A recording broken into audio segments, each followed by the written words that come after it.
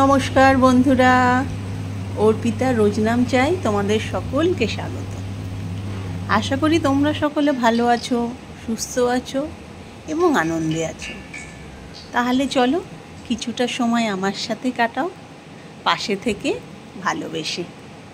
খুব সহজ একটা রেসিপি তোমাদের সাথে ভাগ করতে এলাম। দেখো, কড়াইতে তেল দিয়ে দিয়েছি, তেল গরম হয়েছে, তাতে কালো জিরে ফোড়ন দিয়েছি। তারপরে দেখো বেগুনগুলোকে পিস পিস করে কেটে বেগুন দিয়ে দিয়েছি, তার সাথে কাঁচা লঙ্কা।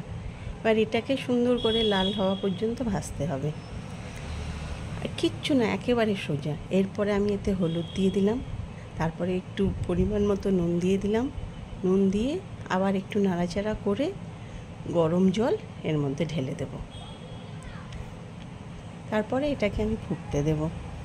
বেশ 1 ফুট 2 ফুট মতো হয়ে যাবে, তখন আমি আগে থাকতে ইলিশ মাছটাকে খুব হালকাভাবে ভেজে রেখেছিলাম, সেটাকে ঝোলের মধ্যে দিয়ে দিলাম।